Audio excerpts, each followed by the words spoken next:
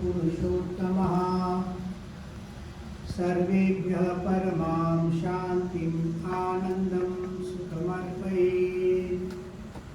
वसुदेवसुतं देवं कंसचाणूरमर्दनं देवकी परमानन्दं कृष्णं वन्दे जगद्गुरुम्। ॐ अक्षरमहं पुरुषोत्तमदासोऽस्मि। ॐ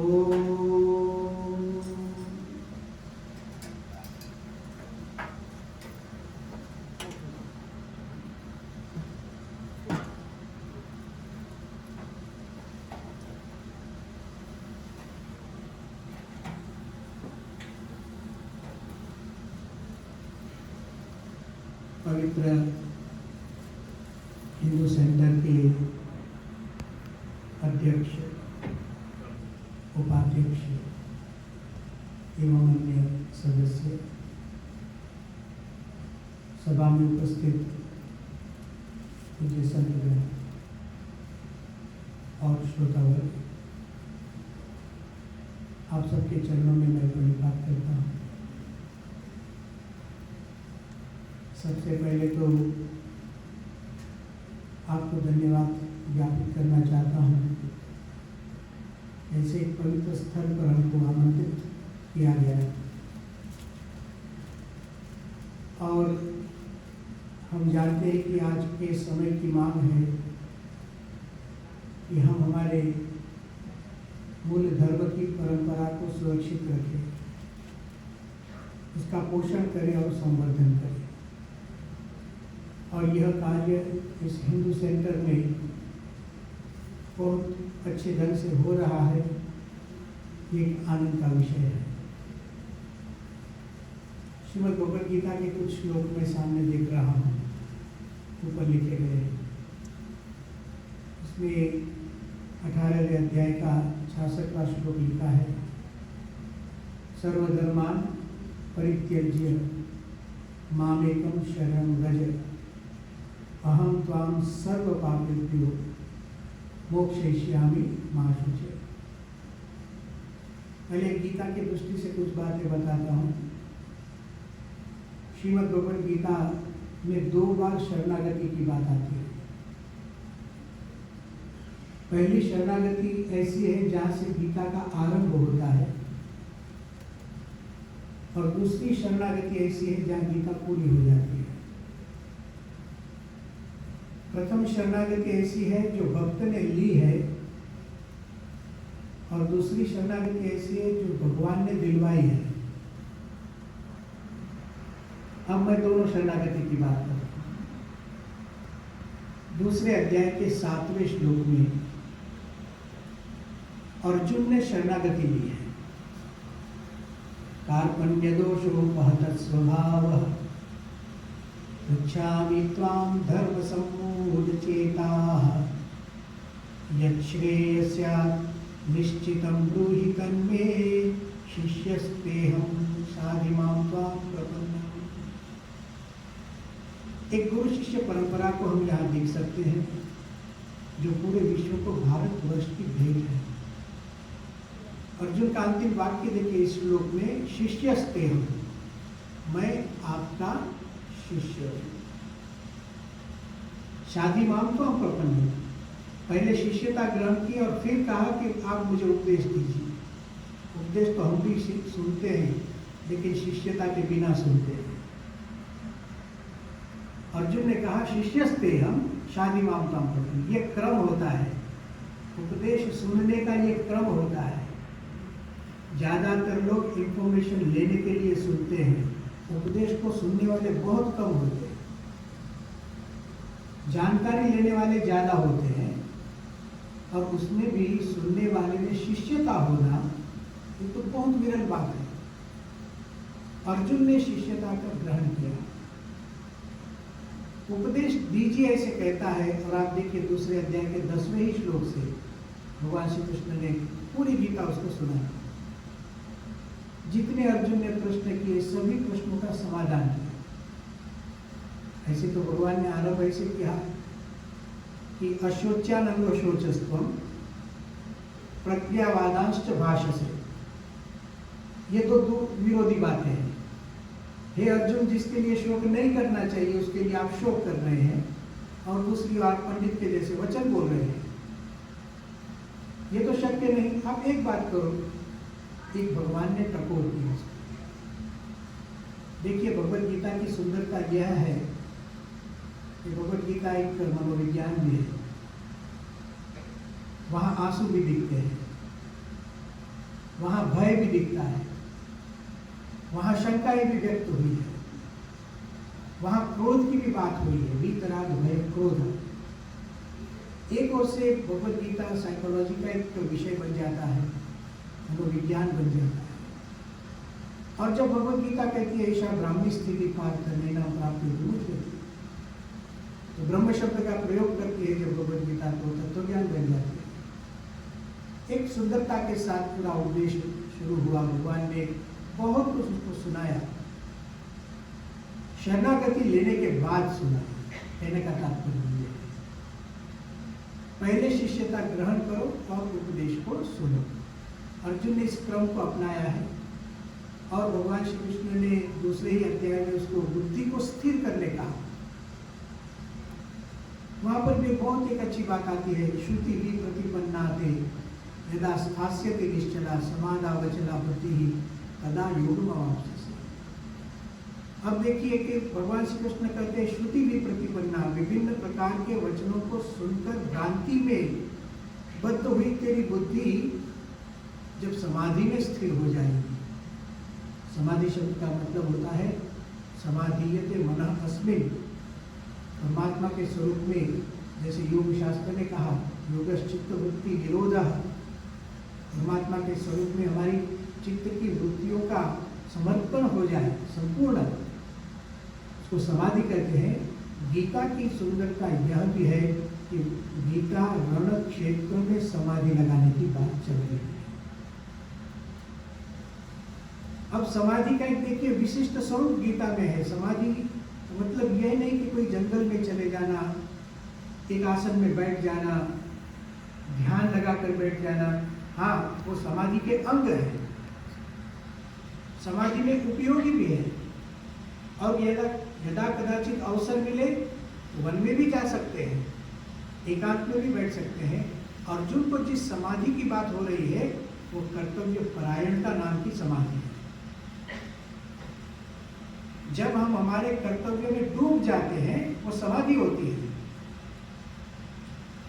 ये जो अच्छा हमारा हिंदू सेंटर है, कोई भक्त यहाँ आए और समझो बर्तन भी साफ करे, लेकिन यदि उसका मन प्रसन्न हो और उसमें डूब जाए बर्तन साफ करने में, तो वो भी समाधि है।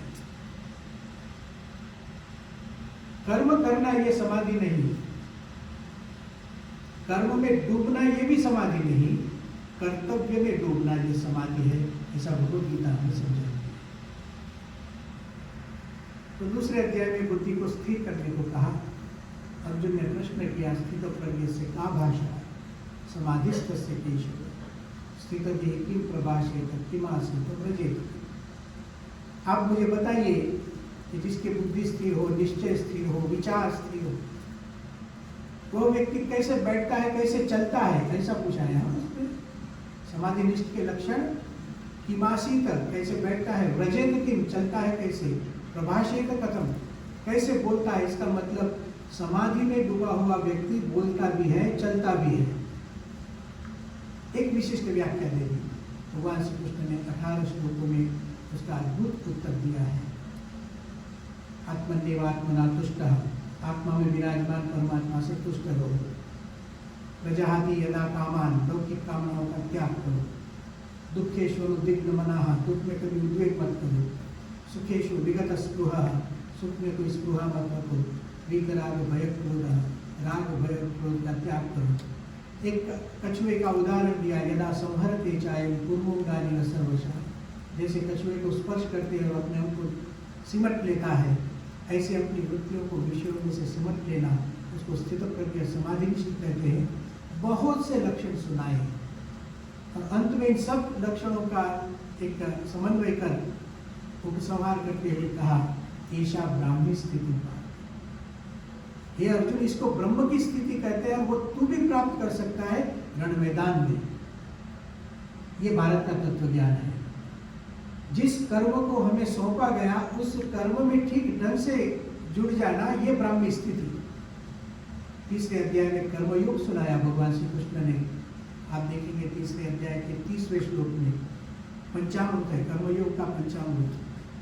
मयि सर्वाणि कर्माणि संन्यस्य, पहली बात, मयि सर्वाणि कर्माणि संन्यस्य अध्यात्म चेतसा निराशी ही निर्ममो भूत्वा युध्यस्व विगत ज्वरा। इस एक श्लोक को कोई ठीक से समझ ले, उसका पूरा जीवन पवित्र हो जाता है। जो कुछ अर्जुन करते हो मुझे समर्पित कर दो, अहंकार का त्याग। मयि सर्वाणि कर्माणि संन्यस्य, जो कुछ करते हो अध्यात्म में रहकर करो, अध्यात्म चेतसा, अर्थात शास्त्र और भगवान की आज्ञा के विरुद्ध जाकर कुछ मत करो। हमें क्या होता है कि हम भक्ति भी करते हैं थोड़ी थोड़ी, और थोड़ा थोड़ा अपना भी काम कर लेते हैं, कुछ खा भी लेते हैं, कुछ पी भी लेते हैं, और फिर कहते हैं कि पिए दिन चैन न आए। नहीं, अध्यात्म चेतसा, आध्यात्मिकता को ग्रहण करो और कर्म करते रहो। निराशी ही, हाँ लक्ष्य तो हमें होते हैं किसी भी कर्म में, लेकिन आशा नहीं। एक दूसरा श्लोक भी यहाँ लिखा है, कर्मण्येवाधिकारस्ते मा फलेषु कदाचन। निराशी ही निर्ममो भूत्वा, कर्म का बंधन भी न हो, उसके साथ भी ममत्व नहीं। ये हमें अब पता चल रहा है। अभी कोविड-19 हुआ तो कई ऐसे कुटुंब थे, हमने भी सत्संग में देखा, कि जिनको अलग होना पड़ रहा था। साथ में काम कर रहे थे, जॉब करने वाले मित्र को अलग होना पड़ता था, लोग रो रहे थे, लेकिन करना ही नहीं। निर्ममो भूत्वा युध्यस्व विगत ज्वरः। युद्धस्व ऐसे तो युद्ध करना, ऐसा उसका अर्थ होता है, लेकिन भगवत गीता युद्ध की प्रेरणा नहीं देती है। ये समझ के रखने की बात है। वो सैनिक को अपना काम समझाती है, वो कर्तव्य की बात करती है। नियतं कुरु कर्मत्वं कर्म ज्यायो ह्यकर्मणः, तीसरे अध्याय में ये 8वां श्लोक है। जिसके लिए जो नियत है, नियम से निश्चित हुआ कर्म है, वो करना है। आपके लिए जो निश्चित है आपको करना है, हमारे लिए जो निश्चित है हमें करना है। चौथे अध्याय में भगवान श्री कृष्ण ने अर्जुन को अवतारवाद सुना दिया पहले, कि अर्जुन मैं जो बात तुझे करता हूँ, योयम योगः मया प्रोक्तः, ये जो बात आज मैं तुझे कर रहा हूँ वो पहले मैंने सूर्य को कही थी। सूर्य ने मनु को कहा, मनु ने इक्ष्वाकु को कहा, लेकिन बहुत समय बीच में बीत गया। अयम योगः नष्टः, योग नष्ट हो गया, आज मैं फिर से तुझे कहता हूँ। और भारतवर्ष के 2 प्रसिद्ध श्लोक भगवान श्री कृष्ण ने सुनाए, 7वां और 8वां श्लोक चौथे अध्याय में, यदा यदा ही धर्मस्य ग्लानिर्भवति भारत। देखिए अंतिम पद कितना अच्छा चमत्कारी है, संभवामि युगे युगे। संभवामि युगे युगे का मतलब प्रत्येक युग में मैं आता हूँ। जब भी भक्तों की आवश्यकता होती है, जब भी अधर्म बढ़ता है, एक कितना बड़ा आश्वासन है। आज हमको चिंता होती है कि अब हमारे हिंदू सनातन धर्म की रक्षा कैसे होगी, तब गीता का इस वाक्य को पढ़ लेंगे, संभवामि युगे युगे। कोई न कोई स्वरूप में भगवान आएंगे, वो अपना काम करेंगे और कर रहे हैं, इसलिए तो अच्छी प्रेरणाएं होती हैं। तो चौथे अध्याय में भगवान श्री कृष्ण ने अवतारवाद सुनाया, अर्जुन को एक शिक्षा पद्धति का भी ज्ञान दिया। 24वां श्लोक है चौथे अध्याय में, तद विद्धि प्रणिपातेन परिप्रश्नेन सेवया। अर्जुन तुम ज्ञान प्राप्त करना चाहते हो तो पहले प्रणिपात करो। हमारी भारतीय शिक्षा प्रणाली में ज्ञान का आरंभ विनम्रता से होता है।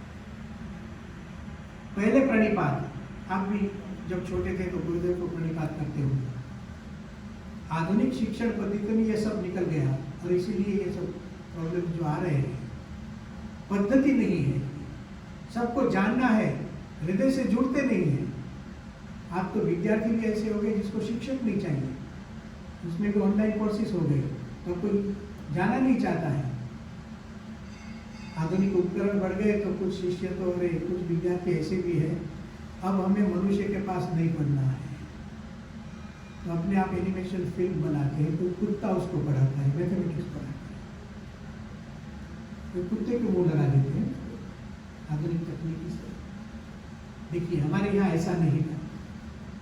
ज्ञान के साथ इमोशंस, भावनाओं का भी एक पोषण होता है।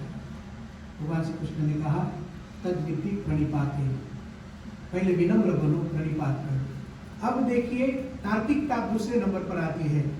पहले प्रणिपात करो, प्रणिपाते न परिप्रश्ने न, अब प्रश्न पूछो, विनम्रता को धारण कर प्रश्न पूछो, कितना अद्भुत सवाल हो सकता है। और सेवया, गुरु की सेवा करो। तो चौथे अध्याय में इन बातों को सुनाया। तत्वज्ञान की भी बात हुई। ब्रह्मार्पणम ब्रह्म हविः, ब्रह्माग्नो ब्रह्मणाहुतम, ब्रह्मेण तेन गंतव्यम, ब्रह्म कर्म समाधिना। जो कुछ भी हम करते हैं ब्राह्मी स्थिति में रहकर करें। फिर 5वें अध्याय में भगवान श्री कृष्ण ने अर्जुन को जीवन मुक्ति की बात सिखाई, जीते जी मुक्ति की बात। हाँ, मरने के बाद तो मुक्ति है ही, यदि अच्छा काम करेंगे तो भगवान की प्रसन्नता होगी, तो उसको विदेह मुक्ति कहते हैं, अर्चिरादि मार्ग से जाते हैं, ये गीता के 8वें अध्याय में आता है। लेकिन एक इसी जीवन में, इसी स्थल में जहाँ रहते हैं, वहाँ जिस देह में हम हैं, उसी देह में जीते जी मुक्ति की बात 5वें अध्याय में आती है। उसके लिए शब्द प्रयोग किया गया कि जो जीवन मुक्त व्यक्ति होता है, वो चाहे सुनता है, बोलता है, देखता है, स्पर्श करता है, खाना खाता है, कुछ भी करता है, तो भी मुक्त एव सः। उसको मुक्ति समझिए जब वो भगवान की प्रसन्नता के लिए करता हो और भगवान की आज्ञा से करता हो। भगवद गीता का 6वां अध्याय जिसमें योग का निरूपण है और योग साधना का निरूपण है और योगी के लक्षण सुनाए गए हैं। उसमें अर्जुन ने एक प्रश्न पूछा है। भगवान श्री कृष्ण ने कहा कि अर्जुन, आप योगी बनना चाहते हो तो मन को स्थिर करो। पूरी गीता मन को स्थिर करने पर ही जाती है। तब अर्जुन ने कहा, चंचलम ही मन कृष्ण प्रमाथि बलवत् दृढ़म तस्याहं निग्रहं मन्ये वायुर्य दुष्करम। मन को स्थिर करना मेरे लिए तो हवा को पकड़ने जैसा है, मैं नहीं कर सकता हूँ। भगवान श्री कृष्ण ने बहुत अच्छा उत्तर दिया। जैसे आधुनिक काल में कोई प्रोफेसर अपने स्टूडेंट को समझाता हो, ऐसे समझाते हैं, असंशय महाबाहु मनो दुर्निग्रहं चलम। अर्जुन, आप कहते हैं कि मन को पकड़ना मुश्किल है, वो मैं भी मानता हूँ, लेकिन फिर उत्तर दिया, अभ्यासेन तु कौन्तेय वैराग्येन च गृह्यते। अभ्यास और वैराग्य दो साधन यदि आप लगाएंगे तो किसी भी लक्ष्य को हम सिद्ध कर सकते हैं, चाहे आध्यात्मिक हो या लौकिक हो। तो 6ठे अध्याय में ऐसे अद्भुत उपदेश दिए। 7वां अध्याय है जिसको हम ज्ञान योग कहते हैं। उसमें 30वें श्लोक में एक चमत्कारी बात भगवान श्री कृष्ण कहते हैं जो केवल भक्त को ही समझ में आती है। मनुष्याणाम सहस्रेषु कश्चित् यतति सिद्धये यततामपि सिद्धानाम कश्चित् माम विद्धि तत्वतः। हजारों लोग साधना करते, मनुष्याणाम सहस्रेषु कश्चित् यतति, प्रामाणिकता से कोई एकाध व्यक्ति हजारों में प्रामाणिकता से साधना करता है। और ऐसे हजारों लोग साधना करते हैं, उसमें से कोई एक ऐसा निकलता है जो मुझे माम वेत्ति तत्वतः, जो मुझे यथार्थ रूप में जानता है। ऐसा भगवान श्री कृष्ण ने कहा। 4 प्रकार के भक्तों की बात 7वें अध्याय में आई। आर्त, अर्थार्थी, जिज्ञासु और ज्ञानी। आर्त भक्त उसको कहते हैं जो दुख में ही भगवान का भजन करे, और जैसे ही दुख पूरा हो भजन पूरा। दुख में सुमिरन सब करे, सुख में करे ना कोई, और दुख में सुमिरन जो करे, अरे सुख में सुमिरन जो करे तो दुख का है। भगवान भी चतुर है, वो थोड़ा दुख तो रखेंगे ही हमें, नहीं तो उनको पता ये नहीं आएगा। पहला प्रकार है आर्त, जो दुख में भजन करता है। हमारे शास्त्रों में द्रौपदी जी को आर्त भक्त कहा गया है। दूसरा प्रकार, उसको दुख कोई नहीं लेकिन संतोष भी नहीं, ऐसे भी भक्त होते हैं, आकर प्रार्थना करते, अच्छा घर है, गाड़ी है, जमीन है, सब कुछ है, भगवान आपने एक कंपनी बना दी और एक कंपनी बना दी। उसको कहते हैं अर्थार्थी, जो ऐश्वर्य को चाहता हो। तीसरा जिज्ञासु, जिसको इच्छा है। चौथा ज्ञानी है, ज्ञानी की श्रेष्ठता बताई 8वें अध्याय में, जिसका नाम है अक्षर ब्रह्म योग। 8वें अध्याय के पहले श्लोक में अर्जुन ने प्रश्न पूछा, किम तत् ब्रह्म, आप जिस ब्रह्म की बात करते हो वो क्या है? भगवान श्री कृष्ण ने कहा अक्षर ब्रह्म, जो अक्षर तत्व है वही ब्रह्म है। और फिर उस अक्षर तत्व की महिमा सुनाई, यदक्षरम वेद विदो वदन्ति विशन्ति यद्यते वीतरागाः यदिच्छन्तो ब्रह्मचर्यं चरन्ति तत्ते पदं संग्रहेण ब्रवीमि। वेद के ज्ञाता लोग भी जिस अक्षर की बात करते हैं। फिर 9वें अध्याय में भगवान श्री कृष्ण अपनी महिमा सुनाते हैं कि सूर्य में जो तेज दिखता है वो तेज मेरा है, चंद्र में जो शीतलता दिखती है वो शीतलता मेरी है। और एक ज्ञान यज्ञ की बात 15वें श्लोक में अद्भुत रीति से करते हैं। 10वें अध्याय को हम जानते हैं, जिसको विभूति योग कहते हैं, यज्ञ विभूति मत्सर्चो। पूरी दुनिया में जो सुंदरता है, विशेषता है, जो कुछ भी है वो भगवान की विभूति है। और 78 से भी ज्यादा विभूतियों का वर्णन किया गया। अश्वत्थ वृक्ष को याद किया गया, पर्वतों में हिमालय को याद किया गया, नदियों में गंगा नदी को याद किया गया, ऐसे गंधर्वों को याद किया गया, देवों को याद किया गया, कपिल और नारद जैसे महर्षियों को याद किया गया। पूरी आप देखिए सृष्टि में जितने तत्व हैं उन सबको भगवान श्री कृष्ण याद करते हैं, कहते हैं मेरी विभूतियाँ हैं। भगवान का सर्वत्र निवास है। 10वां अध्याय। 11वें अध्याय में तो भगवान ने एक विराट स्वरूप दिखा दिया, चमत्कार भी दिखाया। कहने का मतलब ये है भगवान चमत्कार दिखा सकते हैं। आज के नास्तिकता के युग में लोग चमत्कार का स्वीकार नहीं करते हैं। भगवद गीता का 11वां अध्याय विश्व स्वरूप बताया भगवान ने। पहले तो अर्जुन को इच्छा थी, मुझे बताइए, भगवान ने कहा कि ये चर्म चक्षु से आप नहीं देख सकेंगे, दिव्यम ददामि ते चक्षु, मैं आपको दिव्य चक्षु प्रदान करता हूँ। लेकिन जब बताया तो डरने लगे। अब मेरे मन में व्यथा होती है, मुझे डर लगता है पहले जैसे कि आप बन जाएंगे। भगवान फिर से मनुष्य स्वरूप हो जाते हैं। 11वां अध्याय पूर्ण होता है, उसके अंत में 12वें अध्याय की भूमिका है। भगवान कहते हैं अर्जुन, तुमने जो विराट स्वरूप देखा वो भक्त है इसलिए देखा, और आप में भक्ति है इसलिए देखा। ऐसा कहकर भगवान अध्याय पूर्ण करते 11वां, और 12वें अध्याय का नाम है भक्ति योग। अब देखिए उसकी विशेषता यह है कि भक्त के लक्षण सुनाते हैं भगवान श्री कृष्ण 12वें अध्याय में। उसमें पहला ही लक्षण है अद्वेष्टा सर्वभूतानां। ये भारतवर्ष की विशेषता, जो भगवान का भक्त होता है किसी का द्वेष नहीं करता। अद्वेष्टा सर्वभूतानां मैत्र करुण एव च। तो फिर हिंसा की तो बात ही कहाँ होती है भक्त में। और आज खुशी भी होती है कि यहाँ जो इंटरनेशनल अहिंसा फाउंडेशन का पुस्तक जो दिखाया गया कि हम अहिंसा की जो बात करते हैं, मित्रता की जो बात करते हैं, भगवद गीता का 12वां अध्याय। 13वें अध्याय में भगवान श्री कृष्ण क्षेत्रज्ञ योग की बात करते हैं। पूरा विश्व क्षेत्र है और उसका क्षेत्रज्ञ यानी नियामक परमात्मा स्वयं है। क्षेत्रज्ञम चापि माम विद्धि। अनंत कोटि ब्रह्मांड रूप जो सृष्टि है उसका नियामक मैं हूँ, ऐसे 13वें अध्याय में समझाया।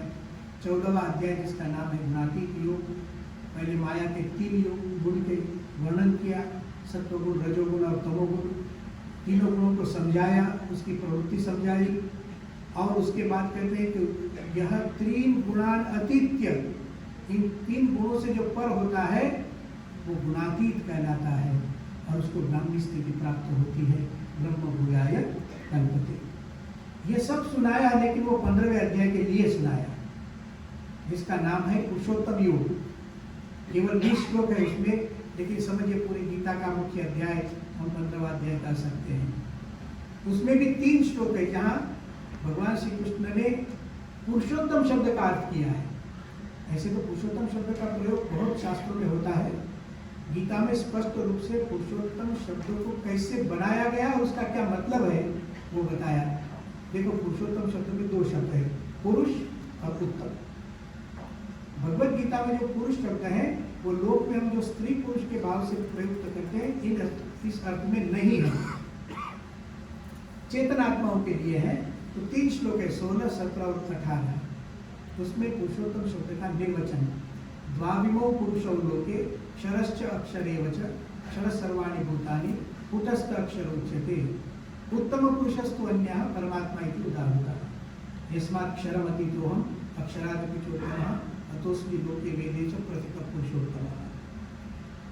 पुरुषोत्तम शब्द की व्युत्पत्ति 15वें अध्याय में की। 16वें अध्याय में उसका नाम है दैवासु संपद विभाग योग, बहुत बड़ा नाम है। भगवान कहते हैं इस दुनिया में 2 प्रकार के लोग हैं, दैवी जीव और आसुरी जीव, और वो रहेंगे ही। एक बड़ा आश्वासन है, कभी चिंता मत करो, लोग क्यों पापी हैं, भगवान ने कहा ही है। पुण्यशाली भी रहेंगे और पापी भी रहेंगे, और थोड़े पापी है तो पुण्यशाली की कीमत भी है, ऐसा भी समझते हैं हम लोग। 17वां अध्याय जो है उसमें श्रद्धा, 3 प्रकार की श्रद्धा की बात आती है, सात्विक श्रद्धा, राजस श्रद्धा और तामस श्रद्धा। भगवान कहते हैं जो व्यक्ति जैसा है, सात्विक होगा तो अपनी सात्विक श्रद्धा के अनुसार कर्म करेगा, भगवान की भक्ति करेगा, दान करेगा, तप करेगा। राजस होगा तो विषय भोग करेगा, और तामस होगा तो किसी की हिंसा करेगा। फिर 18वें अध्याय में भगवान श्री कृष्ण आते हैं और शुरू में तो 3 प्रकार की सब बातें करते हैं, लेकिन 45वें श्लोक से एक बहुत अद्भुत बात आती है। स्वे स्वे कर्मणि अभिरतः संसिद्धिम लभते नरः। अपने अपने कर्म में रममाण रहकर हम सिद्धि को प्राप्त करें। और अद्भुत बातें भगवान सुनाते जाते हैं। और फिर यह श्लोक आता है जहाँ से मैंने शुरू किया कि अर्जुन बातें बहुत हो गई और हम युद्ध की भूमि है, कहीं पारायण लेकर नहीं बैठे हैं, युद्ध की भूमि है, युद्ध करना है, कर्तव्य निभाना है। 66वें श्लोक में कहा सर्वधर्मान परित्यज्य मामेकं शरणं। अब सब प्रश्नोत्तर बंद करो, पूछना बंद करो अर्जुन, सोचना भी बंद करो। सर्वधर्मान अर्थात मन से माने हुए धर्म को छोड़ दो, मैं जैसे कहता हूँ ऐसा करो। अहम तो हम सर्व पापी मुझे, चलो पाप का डर लगता है, मैं छुड़ाता हूँ, पाप और पुण्य का निर्णय तो मैं कर रहा हूँ। भगवान ने जैसे सुप्रीम कोर्ट ऑर्डर करता है ऐसा ऑर्डर करता है, मामेकं शरणं व्रज। और अंत शब्द मां शुचः, चिंता मत करो। चिंता करना भगवान का विषय है, हमारा तो विषय ही नहीं है। अर्जुन ने शरणागति ले ली, और जब शरणागति ले ली अर्जुन का मोह नष्ट हो गया। 73वें श्लोक, नष्टो मोहः स्मृतिर्लब्धा त्वत्प्रसादान् मयाच्युत स्थितोऽस्मि गतसन्देहः करिष्ये वचनम्। इसी वचन से सर्वधर्मान कहने से गीता पूरी होती है। अब मैं फिर से गीता को जोड़ता हूँ। गीता में 2 बार शरणागति की बात, एक जो अर्जुन ने ली है, दूसरी जो भगवान ने दिलवाई है। जब अर्जुन ने शरणागति ली, गीता का आरंभ हुआ, भगवान ने शरणागति दिलवाई, गीता पूरी हुई। इतना कहकर आज मैं संतोष व्यक्त करता हूँ। आप सबका दर्शन हुआ और इस हिंदू सेंटर में हम आए, ये सब जानने भी मिला। एक्सटेंशन हो रहा है, एक्सटेंशन जल्दी हो जाए ये प्रार्थना करता हूँ, और जल्दी ये एक्सटेंशन भी कम पड़े ये भी प्रार्थना करता हूँ, ठीक है। और जैसे भव्य बीच इसके मंदिर होते हैं, ऐसे बड़े मंदिर बने और ज़्यादा से ज़्यादा भक्त लोग यहाँ लाभ ले। यहाँ जो इंटरनेशनल अहिंसा फाउंडेशन की बात हुई, उसके लिए भी मैं प्रसन्नता व्यक्त करता हूँ। और हमारे गुरु जी जो महंत स्वामी जी महाराज, उनको ये जो हमें प्रसाद मिला है वो हम भेंट करेंगे। उनकी ओर से आप सबको एक विशेष प्रकार का आमंत्रण मैं देना चाहता हूँ कि इस वर्ष प्रमुख स्वामी जी का जन्म शताब्दी महोत्सव मनाया जा रहा है, और गुजरात में अहमदाबाद में 600 एकड़ की भूमि पर 1 मास तक यह उत्सव मनाया जाएगा। तो ये संस्था की ओर से, हमारे गुरु जी की ओर से मैं आप सबको आमंत्रित करता हूँ। उस समय में यदि आप भारत में हो, अवश्य इस उत्सव में आए। इतना कहकर मैं मेरी वाणी को विराम देता हूँ। ओम शांति शांति शांति।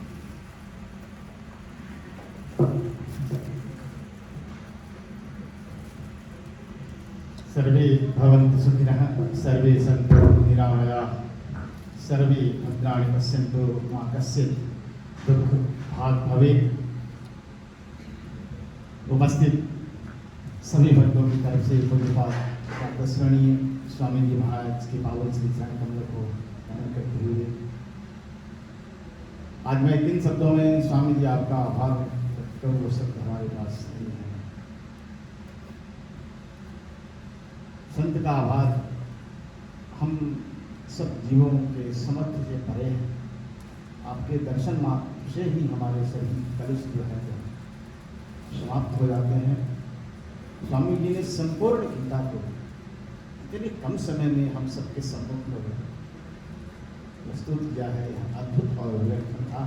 आप भी यह अनुभव कर रहे होंगे।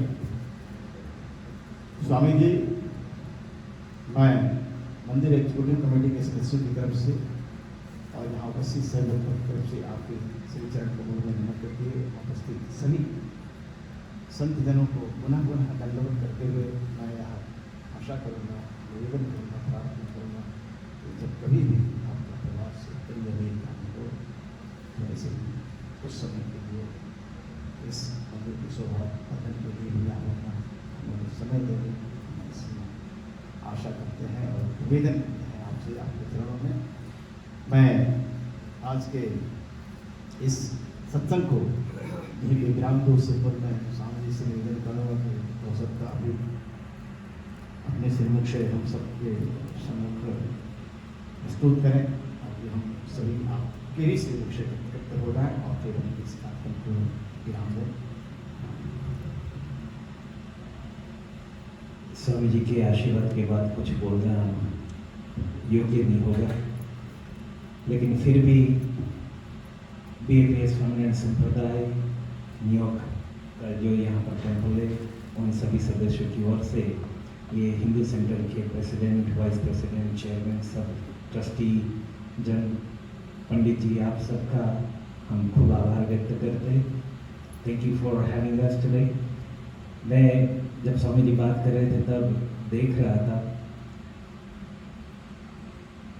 सिर्फ 20 मिनट में स्वामी जी ने संपूर्ण गीता का सार हमारे सामने रख दिया। जैसे आप सब लोग, हम सब लोग ज्ञान समाधि में डूब गए थे।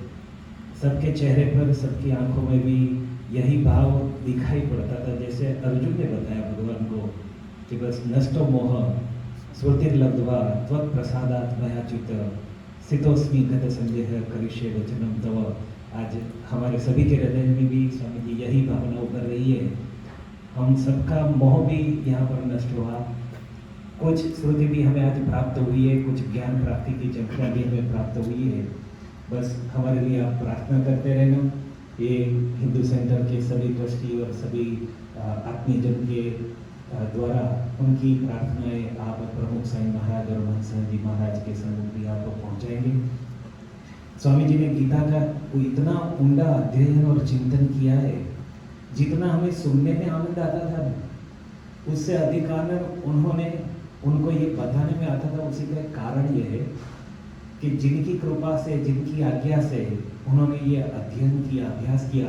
पंडित जी, आपने जो स्वामी जी का जो परिचय दिया, कितने शास्त्रों का उन्होंने अभ्यास किया है, वो सभी उनकी ये जो साधना, ये आज हमें उनका दर्शन हुआ। लेकिन उसके पीछे, उस साधना के पीछे का रहस्य, वो पुरुषार्थ करने का और हमारे बीच बांटने का उन्हें जो आनंद आ रहा था, उसका कारण जब मैं सुन रहा था तभी मुझे ऐसा लगा कि जब अर्जुन ने भगवान को प्रश्न पूछा, अर्जुन के प्रत्येक प्रश्न के उत्तर में भगवान उन्हें जो जवाब दे रहे थे, सिद्ध प्रज्ञ शका भाषा,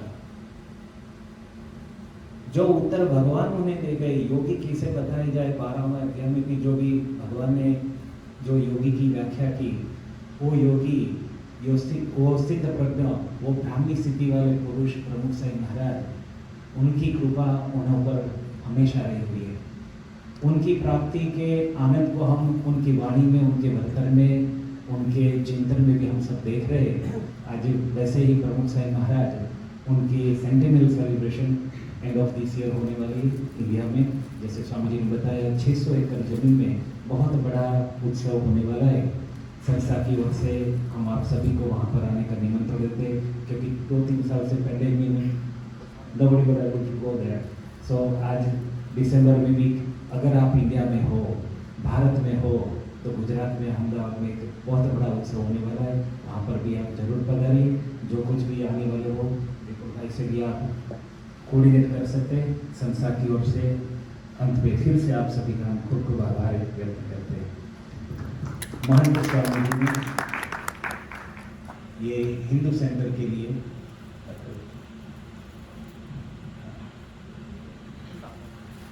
पंडित जी आया भगवान के लिए, आप सबके लिए ये भोग लगाने के लिए स्वामी जी की ओर से प्रेसिडेंट जी आया।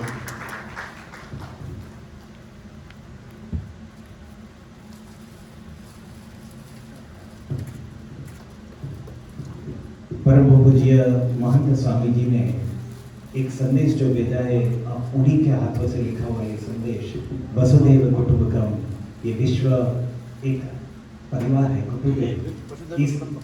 इसी भावना के रूप में स्वामी जी के हस्ताक्षर से उन्होंने हमें एक प्रार्थना की, आज्ञा दी है कि let us extend this circle of unity, circle of global harmony through the world.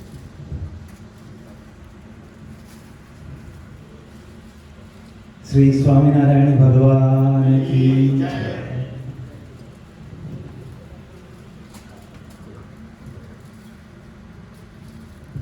धन्यवाद, बहुत बहुत धन्यवाद सभी का।